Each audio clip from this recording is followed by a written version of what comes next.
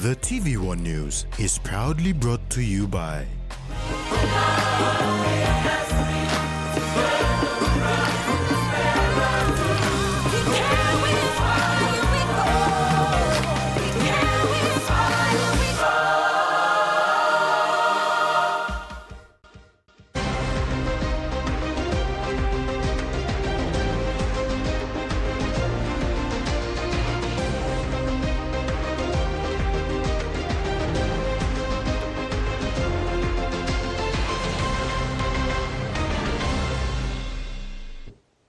Good evening, I'm Rex Litter with the news.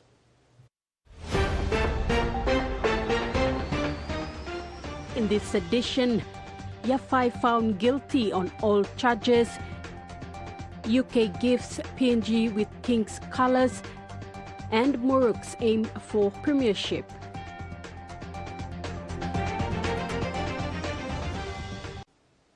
Former Deputy Secretary of Finance Jacob Yafi, who has been charged for 4 counts of misappropriation and 1 count of abuse of office, has now been found guilty as charged. Chief Justice Segib Salika delivered the decision this afternoon before adjourning the matter to September 9th for submissions on sentencing. Yafi was found guilty for failing to do one simple thing, and that is to verify the payments with the Solicitor General's office before making the payments. Chief Justice Segib Salika, before handing down his decision, read the charges the former Deputy Secretary was charged for. Counts 1 to 4 included the dishonest application of different amounts of money over different years to Paul Pareka, who is also serving time on a different charge. Total amount of money paid was 41.8 million kina. Count 5 was for the abuse of office. When assessing the evidence and the arguments presented before the court during the trial, the Chief Justice said the directions from the then Finance Minister and now Prime Minister James Marape were clear back then through a handwritten notation that stated, "Secretary, please peruse, verify and settle," signed on the 5th of October 2012. The then Secretary Stephen Gibson, after citing it on the same day, wrote a notation on the bottom right side of the letter stating, "Deputy Secretary, verify, confirm, settle." The Chief Justice, in handing down the verdict, told Yafi that the instruction from the then Finance Minister and Secretary through the short notes were clear, and that was for him to verify before payment. Yafi, however, failed to verify with the Solicitor General's office before paying Pareka monies totaling 41.8 million kina. That's when the former Solicitor General, Neville Devete, filed a complaint and had Yafi arrested and charged for misappropriation and abuse of office.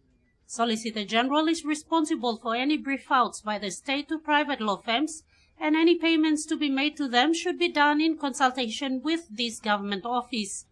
Yafi is now out on bail and will return on September 9th for submissions on conviction. Ruth Rungula, TV1 News. History was made at the Port Moresby General Hospital this week as Papua New Guinea successfully performed its first ever coronary artery bypass graft surgery, marking a transformative moment in the nation's medical history and the future of cardiac care. An 8-member team from Singapore Health Services and the National Health Centre Singapore collaborated with Port Moresby General Hospital's surgical team on August 15 to 19, 2025 to operate on 5 patients. Of these, 3 underwent the landmark CABG procedures, 2 women and 1 man, while 2 others received complex cardiac interventions. Specialist cardiothoracic surgeon Dr. Noah Tapawa's involvement emphasizes the importance of providing access to advanced cardiac interventions to cater to this growing need. He said by utilizing local facilities and expertise, the initiative not only aims to improve patients' outcomes, but also to build a sustainable framework for cardiac care in the region. The gifting of the King's Colours from British High Commission to Papua New Guinea is a significant diplomatic gesture, symbolizing the strong ties between the United Kingdom and Papua New Guinea. British High Commissioner Annie Macro's presentation of this honor to Minister for Foreign Affairs Justin Tachenko underscores the ongoing collaboration and partnership between the two nations. The presentation of the King's Colors not only highlights the shared history and diplomatic relations, but also serves to strengthen those ties in the context of contemporary geopolitical dynamics. British High Commissioner to PNG and Macro, whilst gifting the colours, says PNG and United Kingdom's shared history stretches back to the late 19th century and was shaped by naval expeditions, surveyors, administrators, teachers and missionaries. Formal diplomatic ties between our two countries were established on the very day that PNG gained independence. And we are proud to have partnered with you as equal and independent states over the past 50 years and look forward to doing so for the next 50 years and beyond. She clarified that the regimental colours are not just flags, but important symbols that represent the spirit, history and honour of a military unit. Each colour bears the insignia, the battle honours and the regimental symbols unique to that unit. They tell the story of the regiment's past, its founding, its campaigns and its sacrifices. They are a visible reminder of a soldier's oath to serve their king, their country and their comrades. Tachenko, in receiving the colours, says Papua New Guinea continues to engage with international partners and such gestures plays an important role in affirming its connections and enhancing its visibility on the global stage. He said this event may also encourage further cooperation in areas such as trade, security and development, ultimately benefiting both countries and other respective populations. The custom of carrying colours dates back to ancient and medieval times, when warriors carried banners bearing family badges and symbols to rally their men and mark the positions and commanders. The regimental colours will be presented to the Governor-General, who will then hand it over to the PNG Defence Force. Meantime, a member of the British royal family, Prince Edward, the Duke of Edinburgh, will be officiating at the handover of colours to the PNG Defence Force on September 15, 2025 at Murray Barracks in Port Moresby to coincide with the 50th independence anniversary. Prince Edward is a member of the British royal family and the youngest child of Queen Elizabeth II and Prince Philip, Duke of Edinburgh, and the youngest sibling of King Charles III. Freddie Moe, TVWAN News.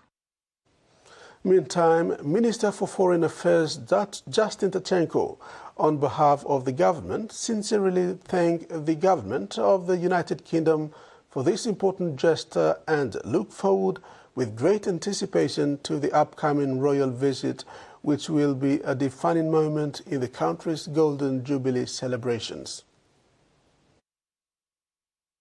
As we accept these colours today, we do so with pride, respect and gratitude, proud of our past, respectful to our shared traditions, and grateful for the friendship that continues to unite Papua New Guinea and the United Kingdom. Waymaker singer Sinach, who has gained global recognition, will be a huge part of the country's Jubilee Reset Gospel Concert Festival this weekend. Sinach, who is a Nigerian singer and songwriter, is globally known for her many songs, including the popular Waymaker, released in 2015.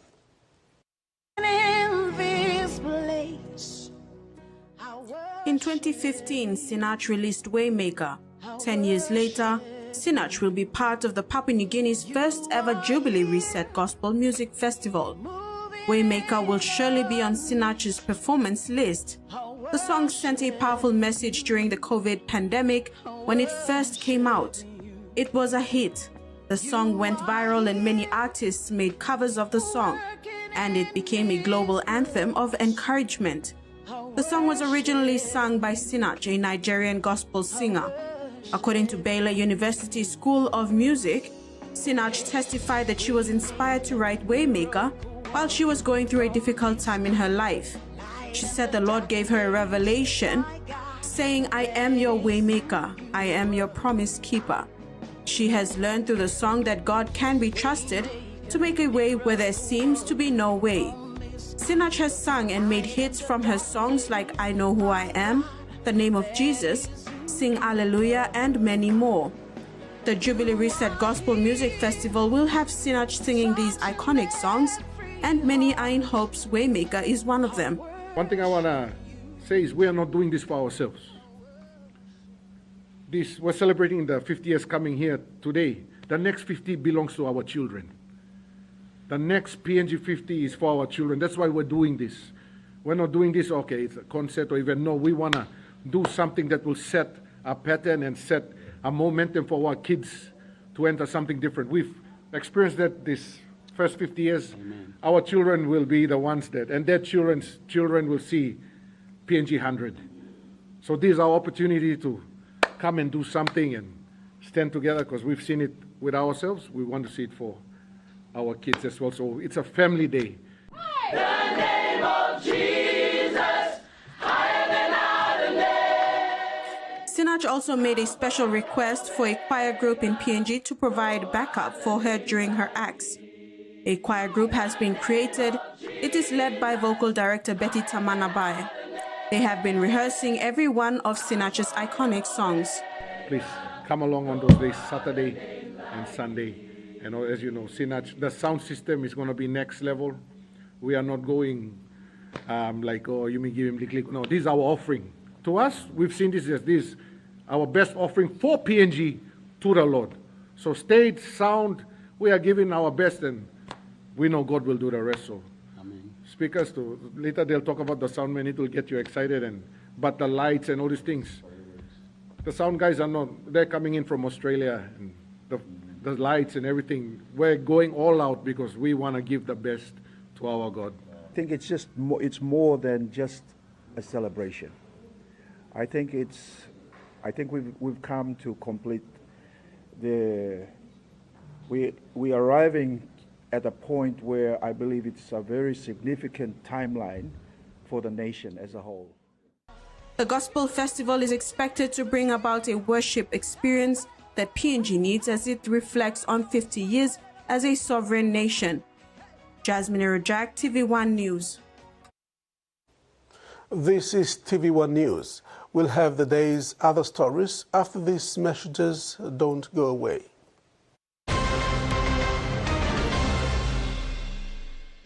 Banking doesn't have to be complicated. With PSP's One Talk Wallet, control your money wherever, whenever. Dial *131#, enter your PIN, select cash in or out, and generate a secure code to withdraw cash. It's the only wallet for cardless ATM withdrawals. Send and receive funds, pay for goods and bills, or withdraw cash with ease. All with PSP's One Talk Wallet. PSP's One Talk Wallet. Money made easy. Dial *131# today.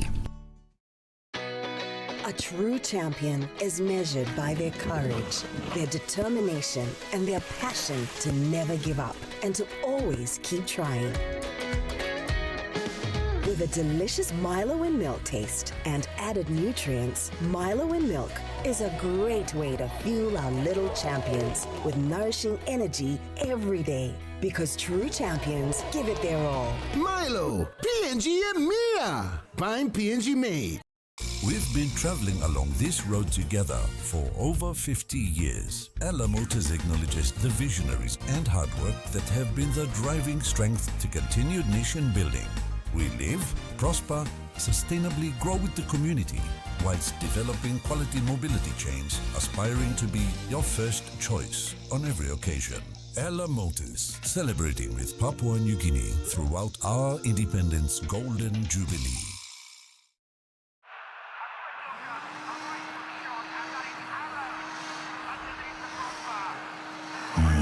Rohan, remain messing with your game. Time to sweep him out of the room.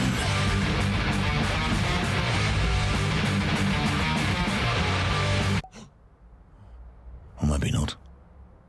Ding bang ding, ding ding dong, bum bum bum, ding bang ding, bum bum. Tell him shorty come get it in. Come grind on me, but met it in.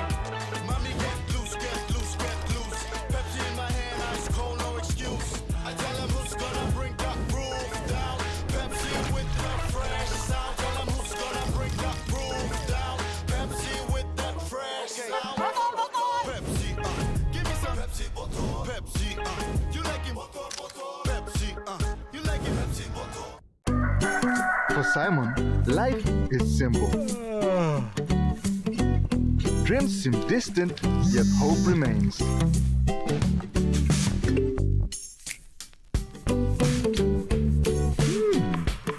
One ticket, one dream. Simon's world changed forever. Yes! From small dreams to big possibilities. The One Top Jackpot is here for everyone. Win big every day.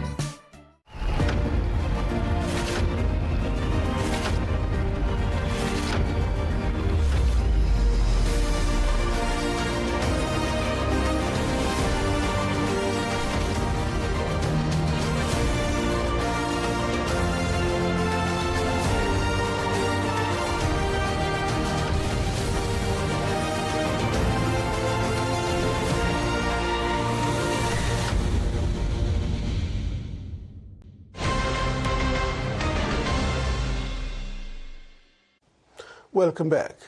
Moya Moana Swenke Miss Pacific Islands 2023 to 2024 and UNICEF Pacific Regional Ambassador will headline Papua New Guinea's 50th independence anniversary this September, bringing her powerful voice and cultural legacy to the Pacific Fashion Summit and PMG Fashion Week 2025 showcase. Miss Pacific Islands 2023-2024 and UNICEF Pacific Regional Ambassador Mohe Mohana Segwenke will appear at the Pacific Fashion Summit and PNG Fashion Week 2025 showcase. It will be a historic milestone, nearly 30 years after her mother, Mary Jane Mekibin Segwenke, was crowned Miss Samoa and Miss South Pacific. Mohe Mohana will now walk the same path, making them the first mother-daughter duo to hold the region's most prestigious crowns.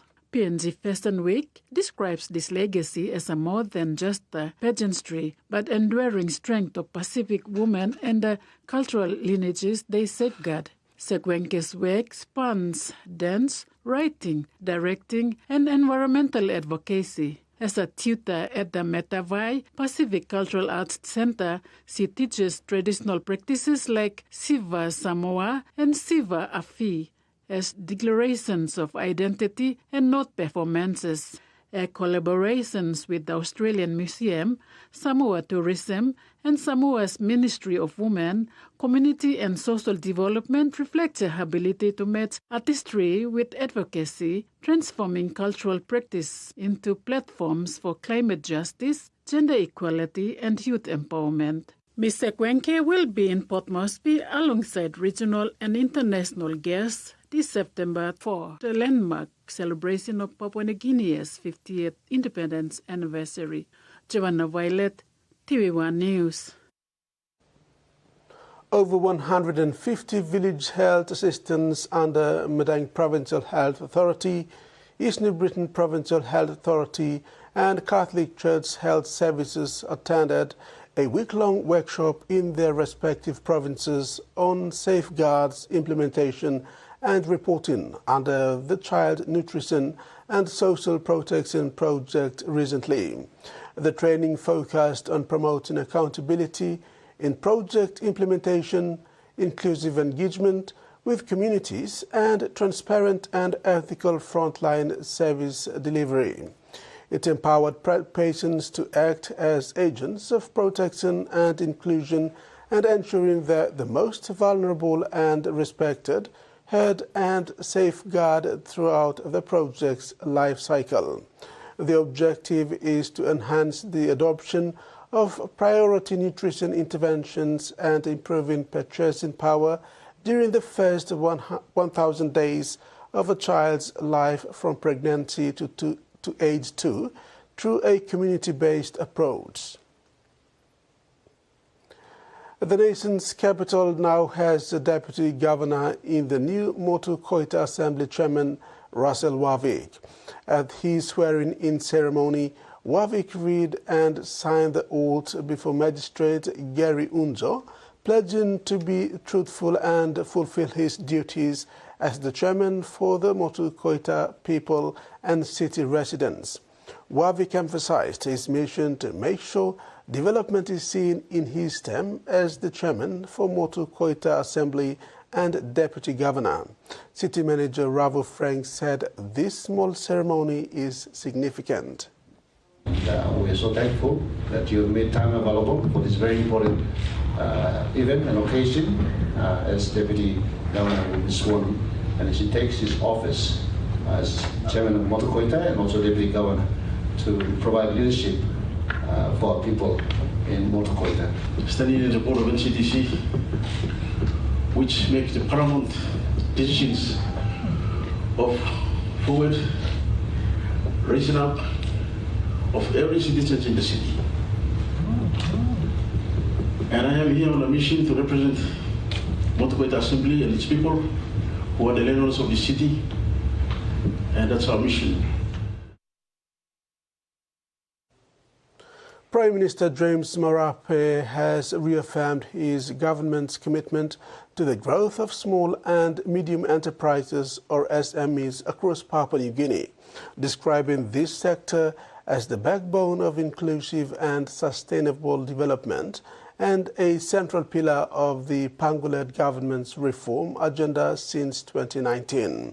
Under Goal 6 of the Marape Manifesto, the government pledges to empower Papua New Guineans to participate more actively in wealth creation.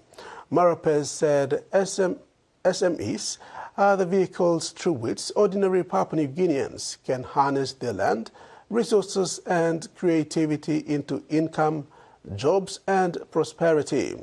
The manifesto also provides a comprehensive framework for SME growth across sectors such as agriculture, mining, tourism, fisheries, and emerging industries like carbon trading. We apologize we are unable to provide the weather report as it was not provided to us. You're watching TV1 News. We'll be back with more stories after the break. Stay with us.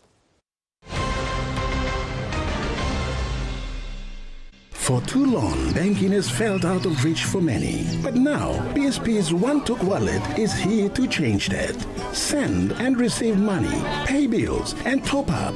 It's your money, wherever, whenever. Because at PSP, we are committed to improving how our customers connect to our One Talks, to our family, to the ones we love. PSP's One Talk Wallet. Money made easy. Dial *131# for everyone. From the rich soils of the highlands, the finest coffee has been grown by generations of Papua New Guineans. Expertly blended and roasted with over 80 years of experience, making the finest cup of Nescafe New Guinea blend. PMG's own coffee.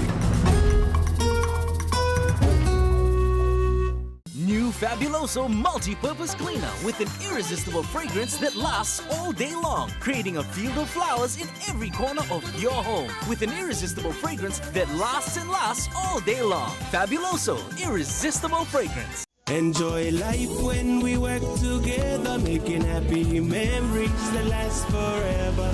Harem, talk, young, or roll, a scale rice family meal with talk. We'll bring out the smiles, cause it's a favorite by miles.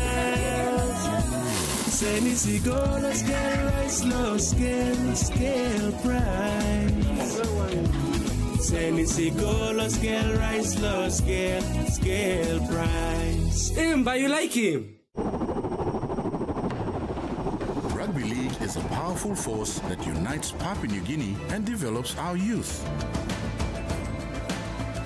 Through partnerships with the PNG LNG Kumals, Grassroots Rugby League and Justin Olam, we aim to instill skills to last a lifetime. I'm community blue. When it's on you welcome, I'm a community. You must also community. When we invest in people, we invest in tomorrow's possibilities. Mr. Russell, memang isim-isimnya sabung lagi.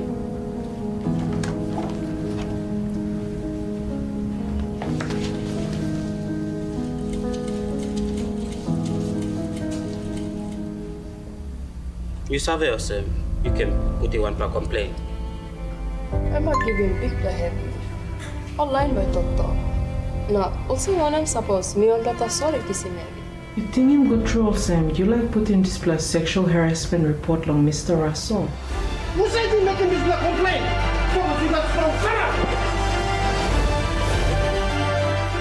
Joining BCFW now member blog me plan na stand up strong against workplace harassment. Two teams that represent the gold standard in rugby league are at it once again. And just like that, the Canberra Raiders hit that. Isaiah Papali'i dives for the line. Nathan's gone over. He flies, he catches, he scores. It's absolutely brilliant again. It's all yours and Ari Tuala. The Bulldogs score again.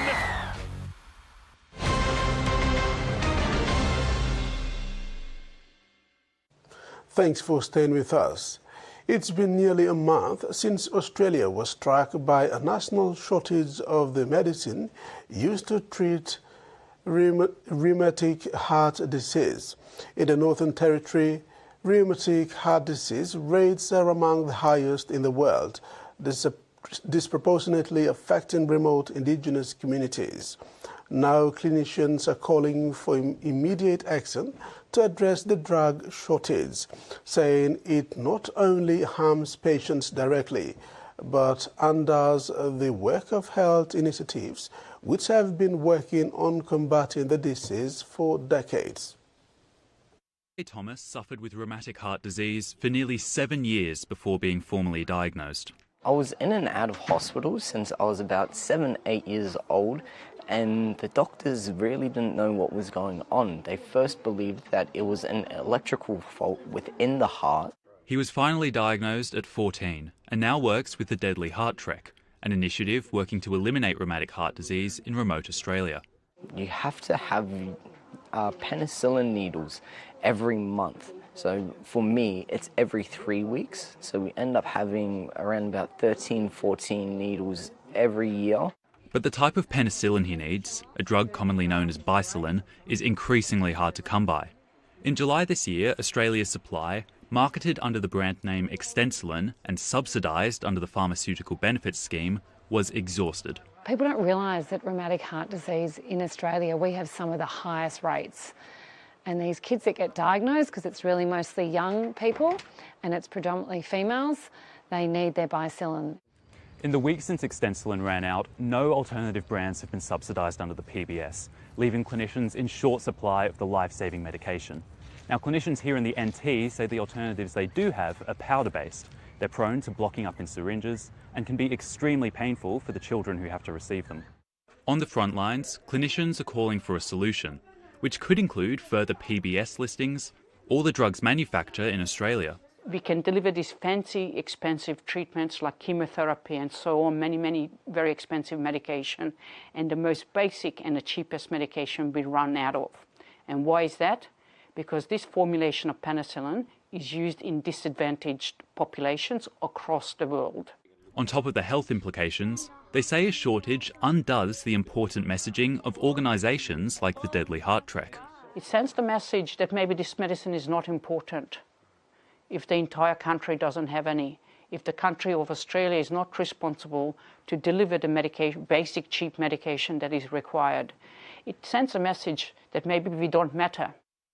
A disease of the past, plaguing the future of Australia's most marginalised communities. The South Australian government is set to release the findings of a royal commission into domestic, family and sexual violence. The $3 million inquiry was prompted by the deaths of 6 South Australians from alleged family and domestic violence at the end of 2023. Ahead of the release of the final report, victim survivors who gave evidence have shared their stories in the hope of preventing further abuse. It started off with yelling, breaking items and slamming doors. Whilst pregnant, he would shove me into walls, push me and back me into corners, yelling in my face. My earliest memory dates back to when I was around 4 years old, during which I was lifted by the neck and pinned against a wall, my feet dangling in the air. When I first experienced domestic violence, I wasn't able to tell anyone. I was small. He thought he had the right to control me sexually, but I felt obliged and scared if I said no. He went through my phone while I was asleep, contacted my work colleagues and spread malicious rumours. He would regularly hit walls with his fist or head, drive very dangerously with myself and the children in the car to force me into doing whatever he wanted me to do. The children and I lived in a world built around keeping secrets. I can't help but feel like the system has failed me at every turn. These are the words of South Australians who've experienced domestic, family and sexual violence. Their de-identified submissions helped the Royal Commission uncover horrors happening behind closed doors. It's really painful to speak about this again. I feel if I don't talk about it, then it's just that missed opportunity, and then we will keep continue as we are. Domestic violence survivor Rabia Aftab was one of more than 360 people who wrote submissions. I was scared to tell anyone that what's happening, and I was feeling that no one would believe me. She says when she first tried to ring the domestic violence crisis line for help, no one answered. I felt it would have been easier dying with him than fighting with this big system. Like Ms. Aftab, sexual violence survivor Amanda Brownlee shared her story. I went into the city for a night out at the Fringe and ended up in a position where I was sexually assaulted at the end of the night. Ms. Brownlee reported the assault to police, but says she was left further traumatised by the legal process. I was told that I was credible and not reliable because I was drunk. I was told that I didn't push the perpetrator off me when I woke up, therefore he may have considered that to be consent. The legal system and the justice system needs a complete overhaul in relation to sexual violence and how we deal with victims. Victim survivors are hopeful the Royal Commission will result in lasting change. Victim survivors have generously shared their stories, and that is not an easy thing to do, and for it to be for nothing would be absolutely devastating. They deserve to live, they deserve to be safe, and people deserve to feel empowered.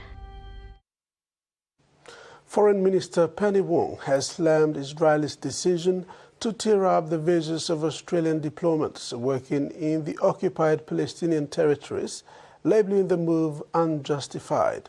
The decision by the Israeli government comes as one politician banned from entering Australia tells the ABC the government has to decide if it's on the side of Israel or Hamas.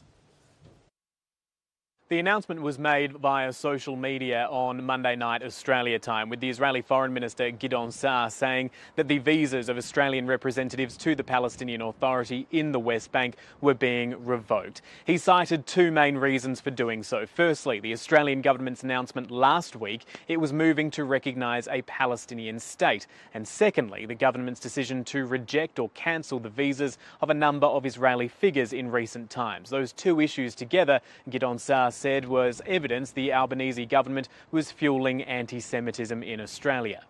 In response, Australia's top diplomat has labelled the moves as unjustified, Penny Wong accusing the Netanyahu government of further isolating Israel and undermining efforts for peace in the Middle East and a two-state solution. She's also rejected those allegations of anti-Semitism. It's understood this decision may only affect 2 Australian staff, the representative to the PA chief among them. And it is similar to how Israel responded to the decisions of other countries last year to recognise Palestinian statehood. Norway's envoys in Ramallah were shipped home, and the Spanish consulate here in Jerusalem was banned from offering any services to Palestinians. The announcement came just hours after it was revealed the Australian government had cancelled the visa of far-right politician Simcha Rothman, who was due to tour the country. The grounds for that being that his views were inflammatory and could fuel division in the community. Mr Rothman says his foreign minister's decision is welcome. I think that the government of Australia needs to decide. Do they want to be on the side of Hamas, or do they want to be on the side of Israel? Or it's not only Hamas and Israel, they need to decide if they want to be in the axis of evil or the axis of good. Mr Rothman insists that the only reason he was banned from entering Australia is because he has said that Hamas is bad and Israel is good. But the letter from Home Affairs, which the ABC has seen, outlines a number of other comments officials took issue with. Among them, that children aren't dying of hunger in Gaza, that those children are enemies of Israel, and that the idea of a two-state solution has poisoned the minds of the world. He repeated some of those comments during his interview with me, and also took issue with references to the West Bank, insisting that that occupied Palestinian territory be referred to as Judea and Samaria, the biblical names for the region. Book Week is here again, with many parents feeling the pressure to go to extra lengths to dress their children up as characters. Some schools have their own costume libraries, making life easier for busy families. There are others, though, who can't get enough for creating Book Week outfits and have some tips and tricks to share with other parents. Hey guys, choose your bags. The Book Week Costume Library is open for business, and students at this primary school are choosing their outfits and book to match. I'm Sleeping Beauty. I'm an Optimus Prime. It feels like you're inside that book because you're wearing the same costume as the person. The costumes have been donated to take the pressure off families who need a Book Week break.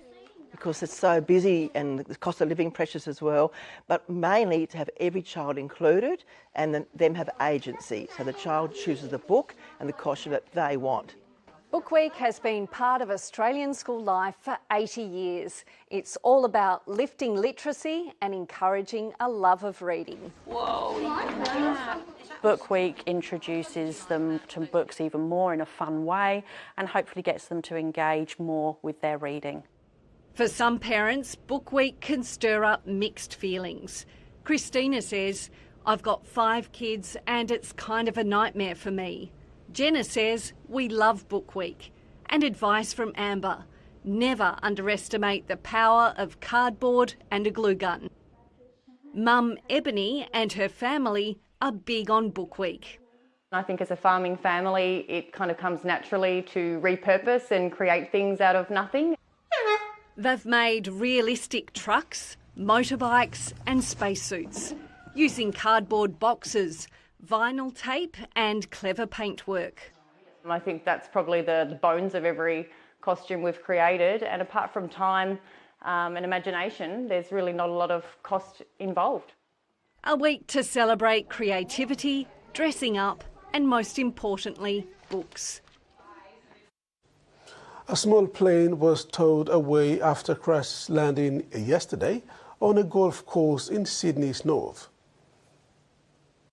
Bit of an unusual sight here at Mona Vale Golf Course, where a small aircraft has made an emergency landing at 2 p.m. on Sunday. The 2 people on board, an instructor and a student, escaped with just minor injuries. They were taken to the Royal North Shore Hospital yesterday in a stable condition. As for the aircraft, it's been sitting here all morning, with locals walking their dog coming to see the crash site and golfers going about on other parts of the course. We spoke with the owner of the Piper Cherokee, Simon Thomas, who rents the aircraft out to a training school. This is his first plane, but he's had it for less than a year, and he's glad it's insured. The right-hand side control column's bent, so I assume it was the instructor, and I think normally that would take over in emergency situations. Mr. Thomas says the crash likely was caused by a partial engine failure, and so now it's unlikely that the Australian Transport Safety Bureau will be investigating the crash, as most people on board are not majorly injured. Overall, it's a fortunate outcome for what could have been a fatal incident. Thanks for watching. News ends at that note. Sports is up next. I'll bring you all the details after the break.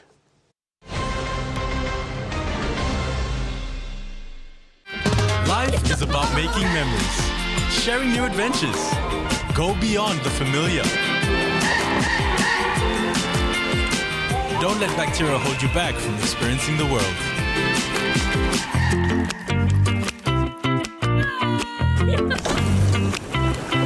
Protex uses natural antibacterial protection with flaxseed oil and eliminates 99.9% of bacteria. Free yourself. Go beyond with Protex. Long year 2024, 7 pla baby I born one time HIV. HIV I can go long baby long triple rot. Time bel mama I get HIV, long time long karen baby, na time baby I susu. Tasol Yumi can help him bel mama, long look out him baby inside long bell. Go quick time long bell mama clinic, na kiss him antenatal check. Time Yumi pan him sick HIV area, or time bell mama I positive penis, early treatment I can save him baby. Give him baby healthy start long life. Stop him spread long sick HIV I go long baby. This lutok sawe I come long National AIDS Council Secretariat.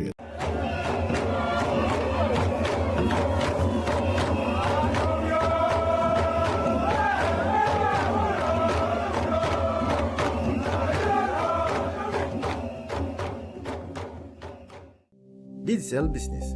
We help grow your business with secure, reliable and cost-effective ICT solutions. We will manage your technology so you can power your vision for your business with the best solutions to offer. Accelerate your business growth with Digicel Business Cloud Solutions with cloud platform services, disaster recovery as a service and backup as a service. Talk to our cloud solutions experts today. Digicel Business. Better solutions for better business.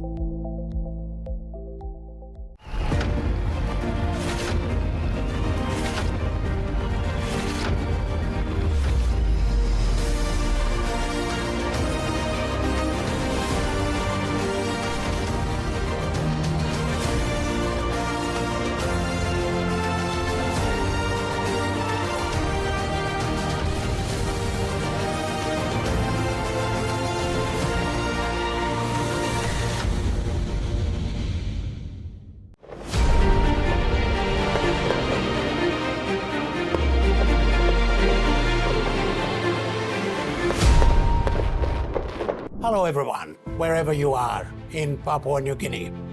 Join me from the 23rd of August this year to September the 16th, where I will bring you all the events and activities marking our 50th independence anniversary celebrations.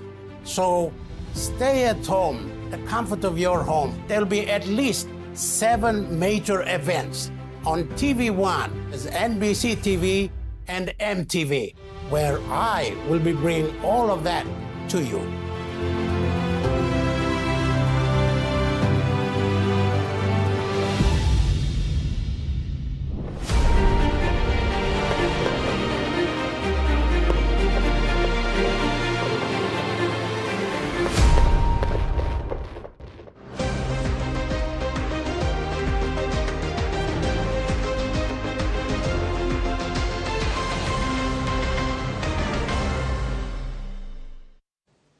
Welcome back. In sports, PRK Medi Murugs have successfully concluded the regular season with remarkable achievements, becoming the minor premiers of the 2025 Digicel ExxonMobil Cup. Despite facing a tough challenge in their last match against Asila Bwagitumbe, which ended in an 18-all draw, the Murugs solidified their position at the top of the standings with 30 points at the end of round 16, finishing 5 points clear of the Lace Next Tigers, who secured second place with 25 points. As per the semi-final series format released by the PNG NRLC, the top two teams, Muruks and Tigers, will enjoy a bye in the opening week of the finals. This round will see the bottom four teams entering elimination playoffs set for Sunday, August 24. The matchup include Game 1, Bintagor Goroka versus East New Britain Agma Warriors, and Game 2, Moniplas NCDC Port Moresby Vipers versus Croton Hella Wigman. The winners of these two games will advance to the semi-finals in Week 2. Looking ahead, Muruks are set to face off against the Late Tigers in the Grand Final qualifier on August 31. The victor will secure a spot in the Grand Final, while the losing team will have another crack to compete the following week against the winner of the second elimination match on Sunday, September 7. The highly anticipated Grand Final will take place on September 14, 2025 in Port Moresby. Muruks have found themselves in a similar position as they did in 2022 when they finished as minor premiers but lost in the major semi-final against Rabaul Warriors 14-16. This time they are determined to break through to the Grand Final, aiming for their first appearance since 2012 when they lost to the Warriors.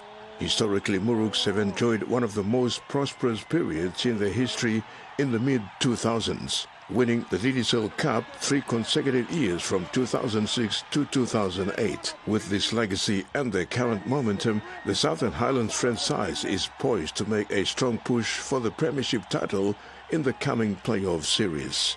Terry Longwood, TV1 Sports.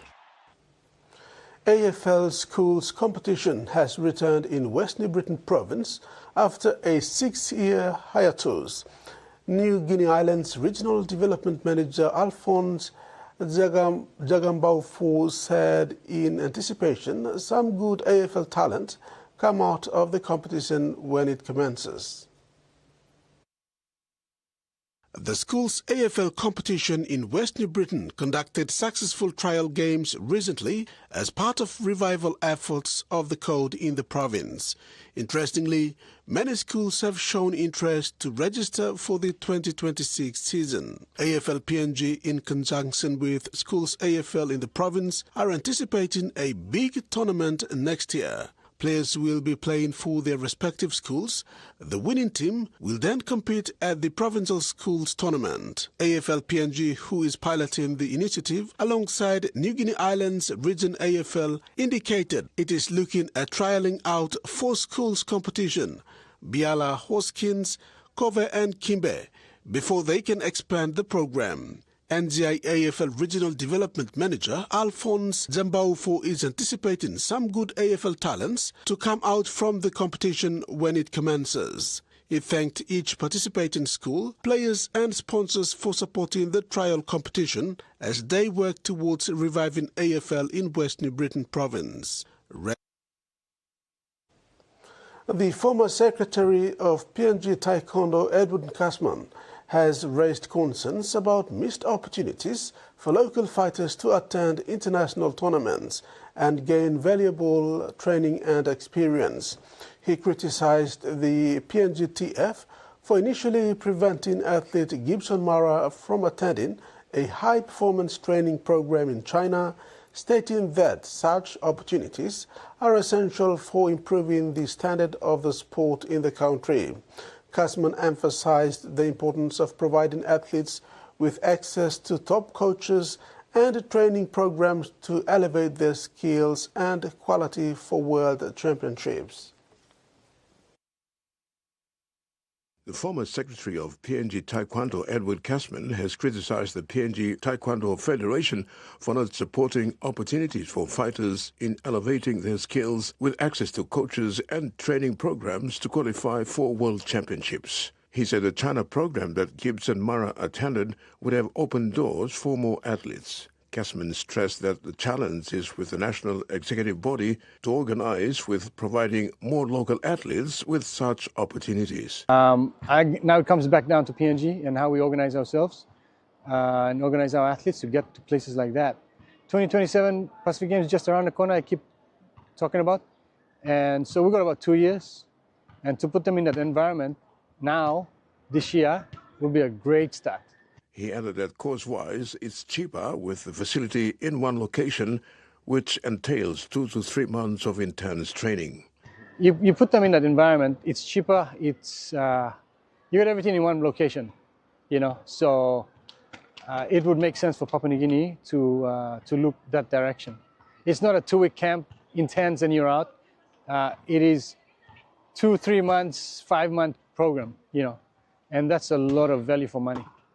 Casman said he has reached out to PMGTF multiple times, but he has not received a response. He also clarified that he has not been suspended and that his legal representative is looking into the matter. I've reached out a couple of times. The executive has not responded. They are of the opinion that I've been suspended, which is not the case. My lawyer has looked into that and has written accordingly. And so they've got to come to terms with that and you know, water under the bridge, we move on, get things going. Failing that, there are other options to take, and you know, my legal officer and my legal people are looking into that. So again, we're all here to progress the country, progress the sport. Casman highlighted the need for unity and cooperation to progress the sport, emphasizing that athletes, managers and administrators each play a crucial role in achieving success. Terry Longwood, TVWAN Sports. PMG Open 2025, held over the weekend, was hailed success by Prime Minister James Marape, sponsors and participants alike. Over 120 professional golfers from overseas participated, and for the first time, a women's tournament was held. One of the standout performances of the event was that of PMG golfer Morgan Anato. Amateur golfer Anato was impressive, securing a place in the weekend field and completed against the top tour golfers. Playing in his 7th National Open, Anato shot a 2-under-70 to make the cut in his 3rd straight year to do so. Pierre Marape praised Anato's effort, stating that PMG can compete at the international events. With this performance, Anato could now be sent to Australia, PGA Tour of Australia qualifying school, potentially becoming the first Papua New Guinean to earn tour status. The PMG Open 2025 concluded on the high note, with Corey Crawford winning the Men's Open and Amelia Mehmet Gron claiming the first Women's Open in PMG. That's it for sports. Now the weather forecast.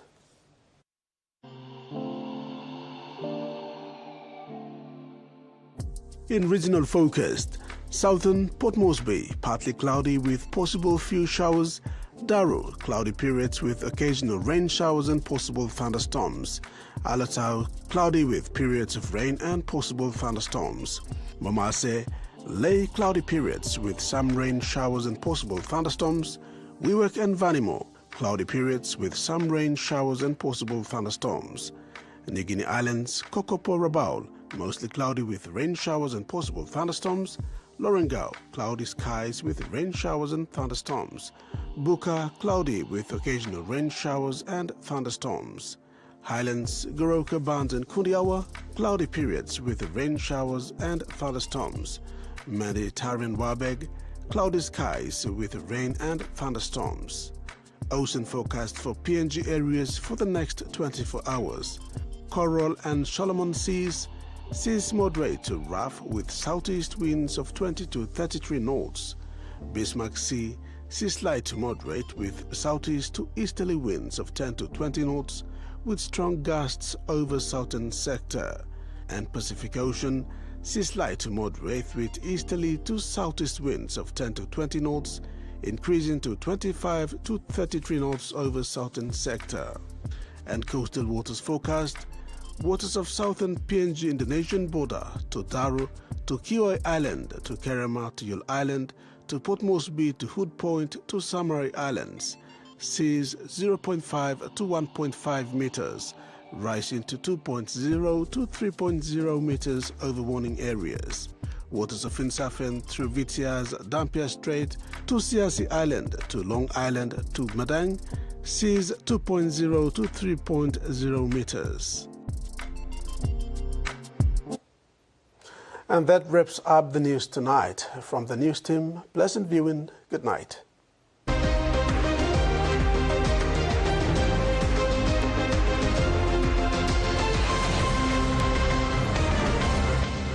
The TVWAN News was proudly brought to you by